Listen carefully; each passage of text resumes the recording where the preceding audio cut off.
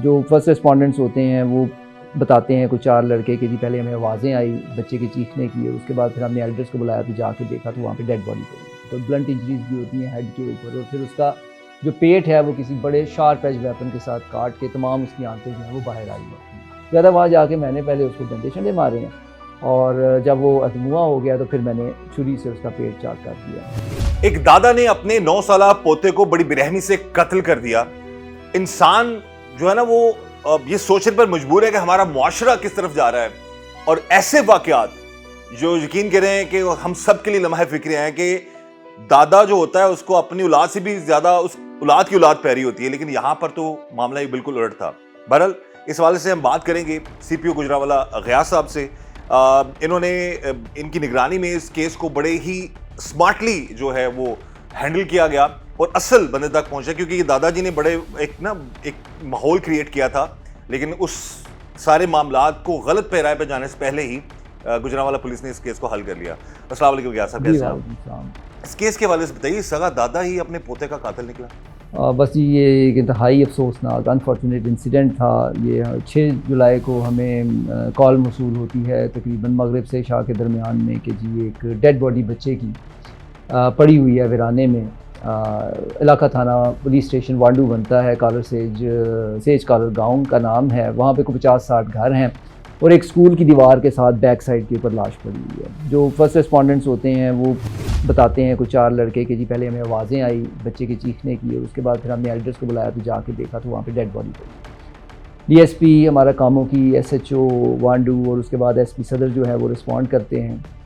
जब dead body को देखते हैं तो वो इंतहाई जो है वो बहिमाना तशद्दुद उसके ऊपर किया गया होता है। उसके ऊपर ब्लंट इंजरीज भी होती हैं हेड के ऊपर, और फिर उसका जो पेट है वो किसी बड़े शार्प एज वेपन के साथ काट के तमाम उसकी आंतें जो हैं वो बाहर आई।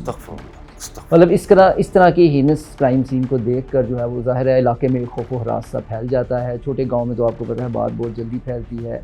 खैर स्पेशल टीम उसी वक्त कॉन्स्टिट्यूट की गई एसपी सदर के अंडर, और उसके बाद मैंने जैसे बताया डीएसपी एसएचओ, फिर हमारे 3 एसएचओज़ मैंने मज़ीद भिजवाए वहाँ पर, और फिर इंचार्ज सीआईए हमारी पूरी जो थी फुल थ्रॉटल के साथ हमने इन्वेस्टिगेशन स्टार्ट की।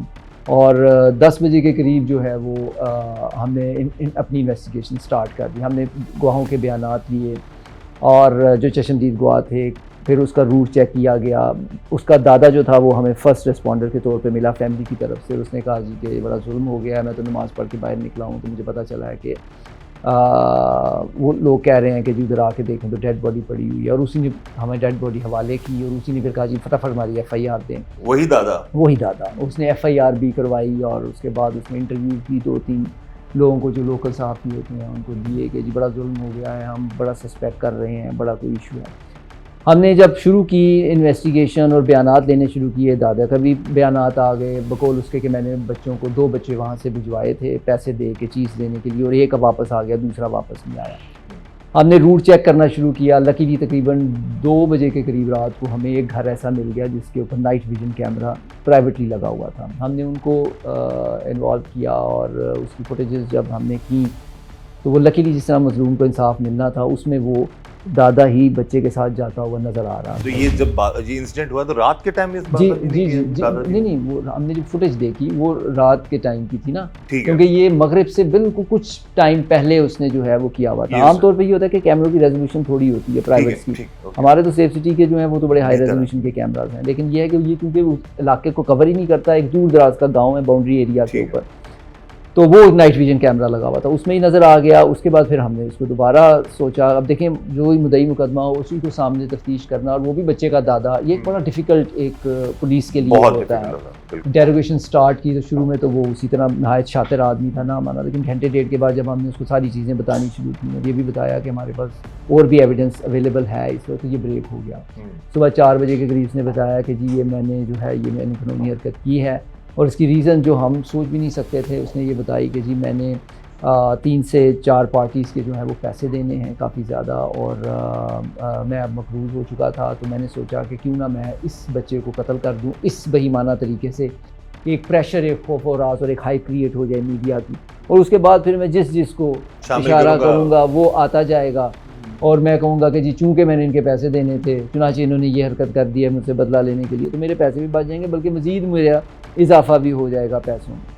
और हमारे लिए बड़ा एक ये मुश्किल था काम, लेकिन फिर हमने वेरीफाई किया, फिर हमने तमाम चीज़ों को देखा, गिरफ्तार करके इंटेरोगेशन की, तो वाकई यही मोटिव आ रहा था। दादा सगा दादा है, सगा दादा जी, उसके 3 बेटे हैं, और ये जो इसका बेटा है अली रज़ा, उसका ये बेटा है और एक बेटी भी है उसकी। और आप यकीन करें कि उनके जो हालात हैं इस वक्त, उसकी मकतूल बच्चे की माँ के, वो अभी तक वो सेटल बैलेंस नहीं है इस वक्त तक। और फिर इसने छुरी भी बरामद करवाई, डंडे बताया इसने कि जी मैंने 2-2.5 दिन से ये प्लान मैं कर चुका था, फाइनल था, और मैं फिर एग्जीक्यूशन के लिए वेट कर रहा था।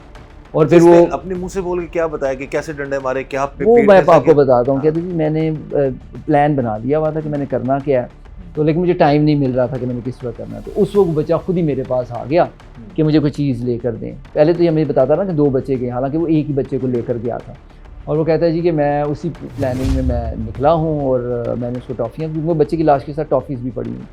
तो वो कहता है जी मैं उसको साथ लेके निकला, और छुरी मैंने घर से ले ली थी, जो घर वाली आम छुरी होती है, और डंडा वो चूँकि बुजुर्ग बंदे वैसे ही रात को अंधेरे में आपको पता फील्ड में लेके फिरते हैं, तो वो जानवर वगैरह ना कोई आ जाए। तो वो कहता है कि वो डंडा मेरे पास था, वो मैं उसको कोने से उधर लेके गया। मैंने उससे पूछा, मैंने कहा आपने बच्चे ने को पूछा नहीं कि आप रूट क्यों चेंज? उसने कहा कुछ भी नहीं पूछा, वो मेरे साथ ही चल रहा था। अरे ट्रस्ट होता है लेवल उसका।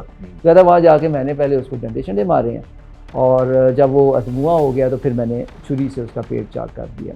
आला कत्ल भी जो है वो बरामद करवा दिया है उसने, छुरी जो है, तो अब गिरफ्तारी डाल चुकी है, और इंशाअल्लाह कानून के मुताबिक कार्रवाई अमल में लाई जाए। अच्छा, जब बच्चे को इसी दादा ने जब डंडे मारे, वो अदमुआ हो गया, उस वक्त जब उसका पेट काट रहा था तो बच्चा उस वक्त जिंदा था, सांसें चल रही थी? उसके बाद भी जिंदा था, मतलब जब इन्होंने फर्स्ट रिस्पॉन्डेंट्स वहाँ पे पहुँचे हैं तो वो सांसें ले रहा था। तो मैंने ये भी उससे सवाल पूछा कि तुमने को मेक श्योर किया था या कि उसको मारने के बाद कि अगर वो बच जाए तो वो बयान दे दे कि दादा ने ये काम किया।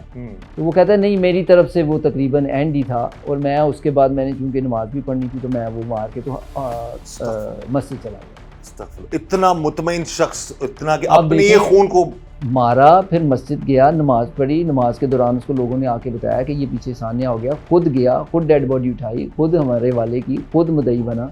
आप ये देख लें। हमें ये पता चला कि उस वक्त जब ये सारा मामला हो तो बड़ा माहौल क्रिएट किया था, बड़ा दर्दनाक तरीके से तड़पता रहा, रोता रहा, ड्रामा करता रहा। वो ड्रामे, उसके बाद चैनल्स को मुख्तलिफ इंटरव्यू, और फिर उनको डिस्ट्रैक्ट करता रहा। एक आधे को चैनल वाले को उसने ये भी कहा कि मुझे लगता है कि इसके साथ बदफेली ना हुई हो, मतलब उस तरफ को भी उसने एंगल चलाने की सारी कोशिश की कि मैं किसी तरह गुमराह करूँ और लोगों को बताऊँ कि इंतहाई एक जो है ना वो खौफनाक और दहशतनाक जैसा कोई इंसिडेंट हो गया। तो आपको पता है कि जब इस तरह की मर्डर होती है बदफेली के साथ, तो वो एक वैसे ही उसकी जो प्रोफाइल है वो बहुत ही पसंद है। बिल्कुल सही। अभी एविडेंस तो ऑलरेडी सब एविडेंस अवेलेबल है, कपड़े मौजूद हैं खून आलूद, हमारे पास वो छुरी मौजूद है, आला कत्ल है, डंडा है, इसकी स्टेटमेंट्स मौजूद हैं, एविडेंस मौजूद है हमारे पास, जो कैमरे की फुटेज, सब कुछ है हमारे पास।